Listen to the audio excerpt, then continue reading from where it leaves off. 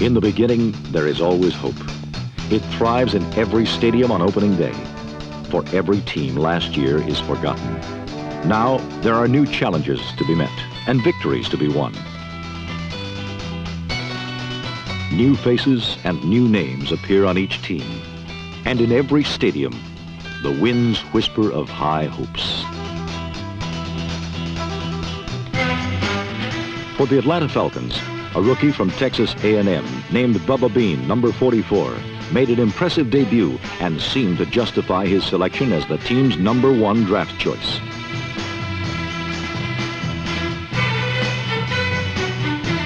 Rookies like Bean can bring new spirit and energy to a team. Old pros make contributions too, with renewed determination and steady effort. 11 years ago, Tommy Nobis, like Bean, was a #1 draft choice. Today, old number 60 can still single-handedly break up a sweep.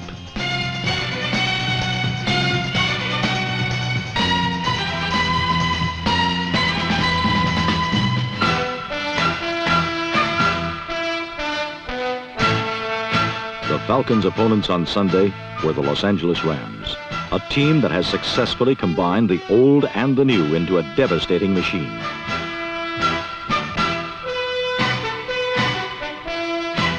The seasoned Ram defense sacked Steve Bartkowski 5 times and stole 3 of his passes. On offense, John Cappelletti and Lawrence McCutcheon gained over 100 yards apiece.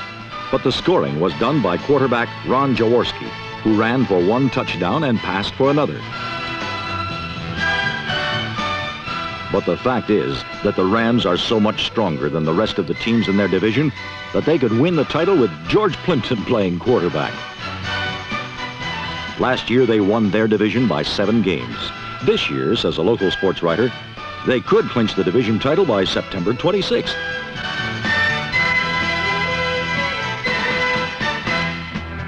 Title talk is a current event in Los Angeles, but in Green Bay, Wisconsin, it is but a reminder of things long past.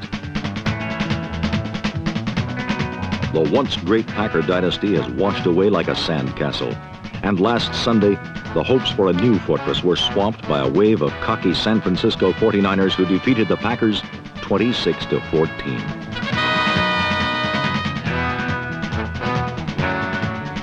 Last season, the 49ers' running attack was the 2nd worst in all of football.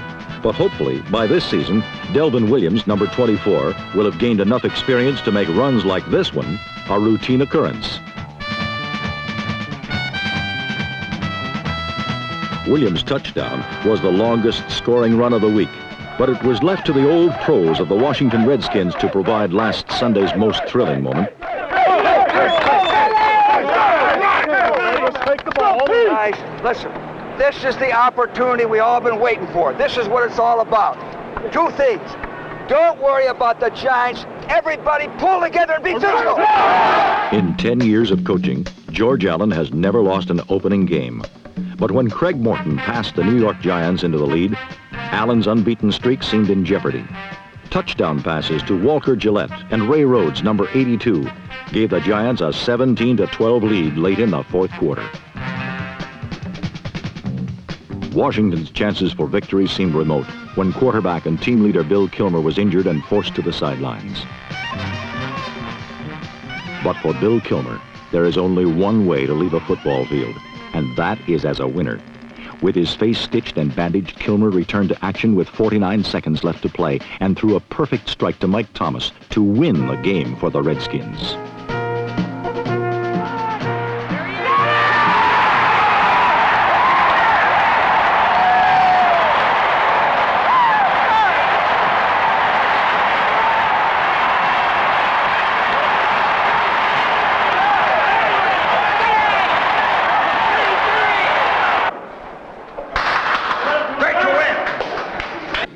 The New York Giants are a good football team, and they had a lot. They came here to play and to beat us, and we knew it, and we had to rise to the occasion. I had a feeling all week it might come down to a close game like this, and it was going to matter of who was going to outgut the other guy. I think that the Giants stayed in there, played a great game too, and it was a great game for the fans. I think the guy that should get the game ball is Bubba Tyer. He stopped, this thing was bleeding so bad and blood was in my eyes and in my mouth, and I told him, I said, you got to stop this bleeding. And he went over there, he was better than any cut man in pro boxing. He got that thing all stopped up, and from there it was just a matter of being able to connect and picking out the right guy, that's all. When asked how many touchdowns his team would score against the Seattle Seahawks, St. Louis receiver Mel Gray couldn't keep a secret. And why not? For very few offensive teams possess the balance and versatility of the St. Louis Cardinals. Terry Metcalf is a one-man ground game whose enormous talent nearly overshadows that of his running mate, NFC rushing champion Jim Otis. Quarterback Jim Hart is a proven winner, and Cardinal receiving is deep to the last man, in this case, rookie Pat Tilley.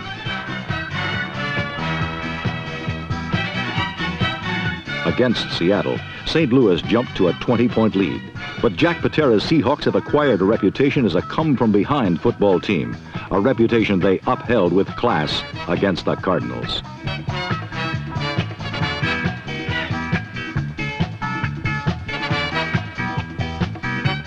Rookie Jim Zorn's 72-yard hookup with Sam McCullum narrowed the Cardinal lead to 13. Later, the scrambling left-hander demonstrated the ability to improvise that has earned him a starting job in the NFL.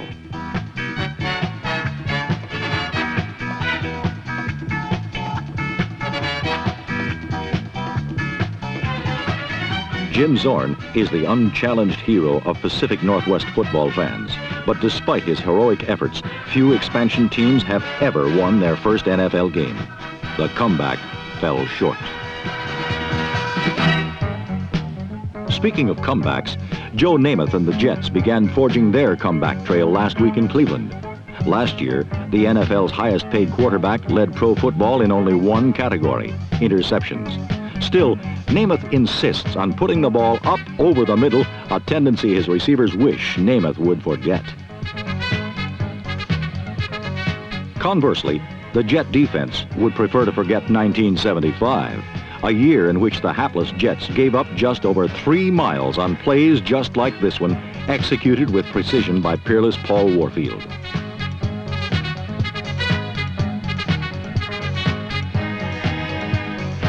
Warfield's return home to Cleveland gives the rebuilding Browns a stable of receivers second to none in the NFL.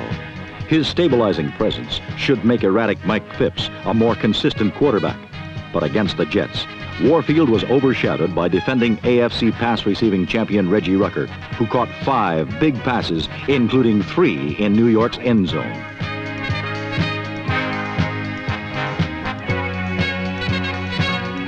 A year ago, an injury to Rucker or Phipps might have forced Cleveland to recall waivers on Gary Collins or Milt Plum. But when Phipps went down with an injury against the Jets, backup quarterback Brian Sipe flaunted Cleveland's newfound depth with a scoring pass to reserve Steve Holden.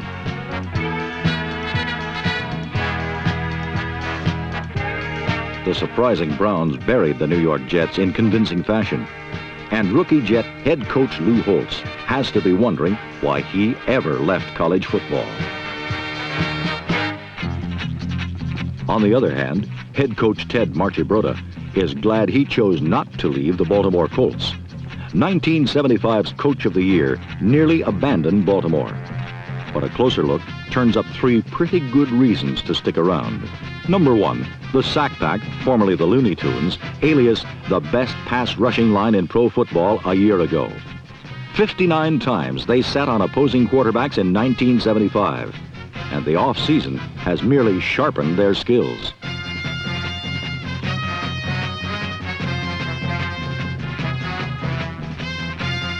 Marchibroda's second reason for returning commands the Colts' offensive fortunes. A year ago, under Marchibroda's tutelage, Burt Jones blossomed into one of the NFL's finest all-around quarterbacks. The super-talented youngster combines all the raw physical tools of youth with all the poise and cool of a 10-year veteran. And though he occasionally meets insurmountable odds, his rapport with wide receiver Glenn Doughty has become a formidable scoring weapon.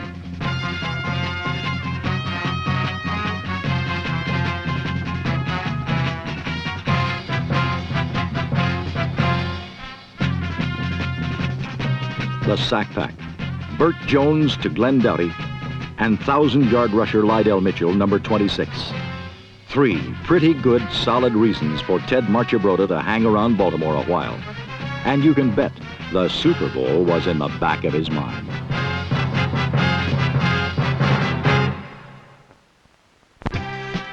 If you've never before seen a real live Tampa Bay Buccaneer, here's what one looks like. This is Steve Spurrier, for 9 years a quarterback for the San Francisco 49ers, following his Heisman year at Florida. Last week, Steve Spurrier almost gave Tampa Bay, Florida, its first professional touchdown. Almost, but not quite.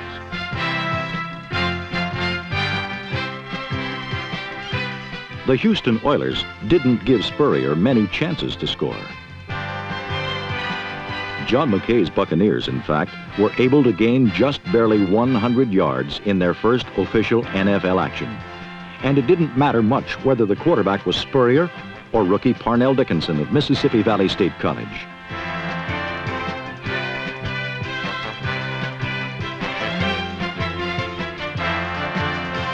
Houston's Dan Pastorini had a somewhat easier time of it against Tampa Bay's fledgling defense. Number 44 running back Fred Willis was left all by himself to account for the Oilers' first touchdown of the season. In all, Houston succeeded on 19 of 27 pass plays, including the clincher from Pastorini to Ken Burrow, as the Oilers quite rudely welcomed the Bucs to the NFL 20-0.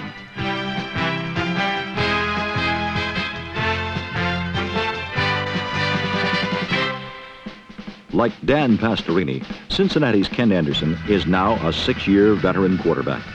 Unlike Pastorini, Anderson is about to become the NFL's all-time leading passer. Last week, Calvin Jones, Denver's 5'7" cornerback, temporarily postponed the inevitable and gave the Broncos offensive team a chance to celebrate the return of its number 1 man, running back Otis Armstrong, number 24.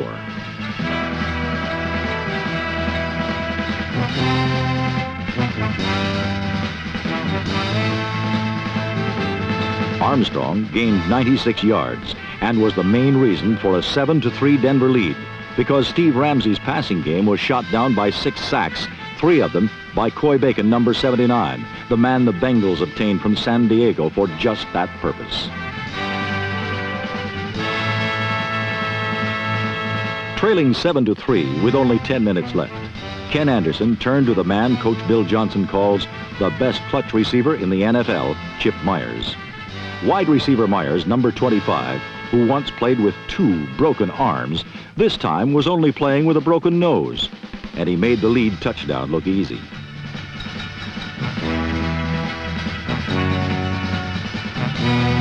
Number 1 draft choice Billy Brooks had been injured early in the game, but with receivers like Myers, Isaac Curtis, Bob Trumpy, and Bruce Coslett, number 88, Ken Anderson had little trouble passing the Bengals to 2 late touchdowns and victory over the Broncos.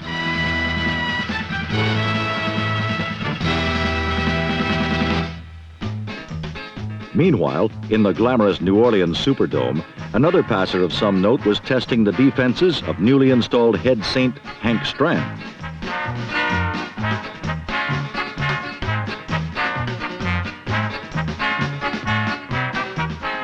Stram's new quarterback, Bobby Scott, found the Minnesota defense as tough as ever. Some New Orleans errors were forced, others were not.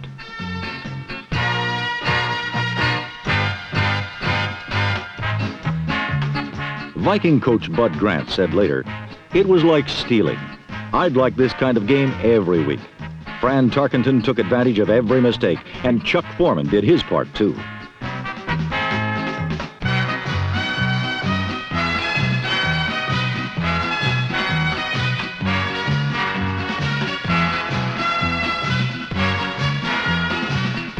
Chuck Foreman and Brent McClanahan each scored twice, but it was Fran Tarkenton's 292nd career touchdown pass which caused the most uproar on the way to a 40-9 Viking romp.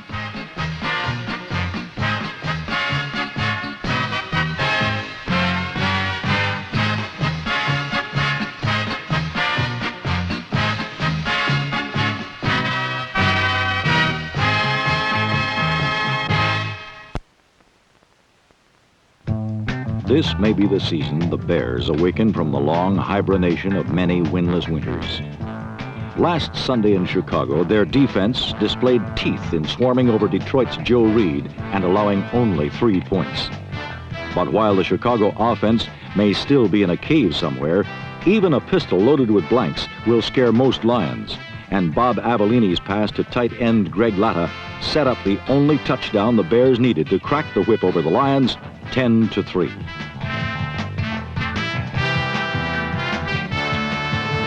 In Kansas City, the once mighty Chiefs trotted out for a year of rebuilding under the steady gaze of Coach Paul Wiggin, who must see his chances for a title as a little pale in comparison to those of the Raiders or Broncos.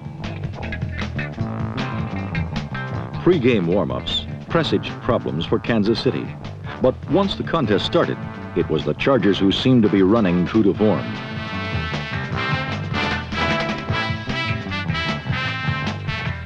Punts that travel in the wrong direction may not be a Tommy Prothro innovation, but this one helped the Chiefs to a late 16-13 first-half lead as Mike Livingston clicked on 2 scoring passes. This one to tight end Walter White.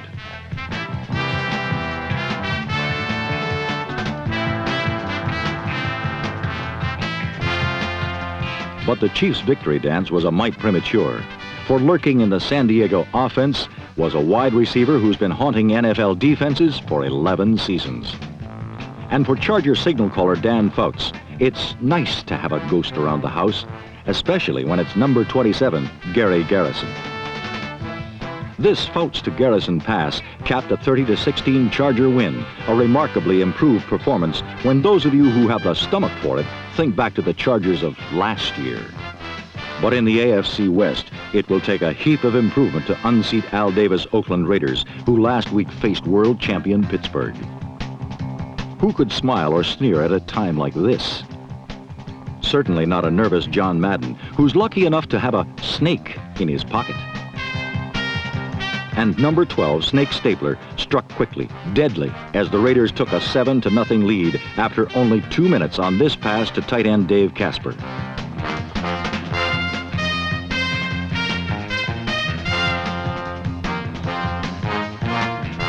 The Steelers forged ahead on this exquisite Franco Harris run and lateral to John Stallworth, who scored to make it a 14-7 Pittsburgh lead.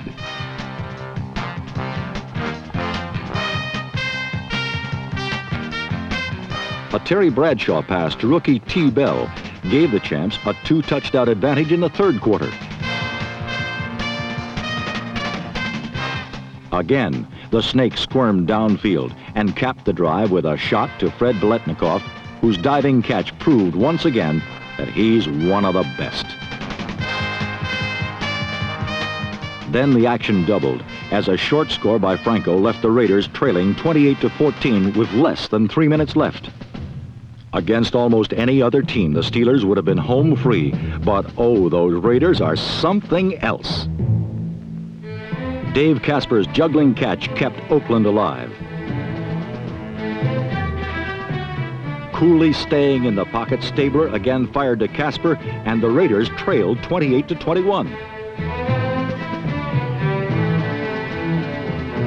With time and hope shrinking, the Raiders' Warren Bankston got a piece of Bobby Walden's punt, and Silver and Black was on the move.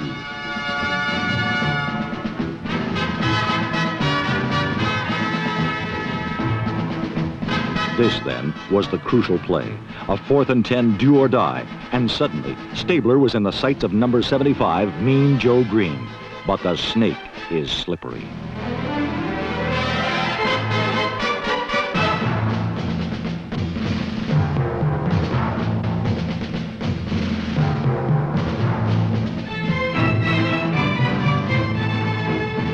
First and goal on the Steeler 2 with 1:09 to go. And what have we here but a snake slithering in the short grass to make the score 28-all. A quick interception, and Oakland was in scoring range again, where with 18 seconds left, a rookie named Fred Steinfurt got his first look at what it can mean to be a Raider. For Steinfurt, it was a hero's welcome. For the Steelers, a 31-28 stunner. A game that was not without some heated accusations and controversy. In all likelihood, these teams will be meeting down the road a piece in a more important battle. But, as they say, this one put the fat in the fire.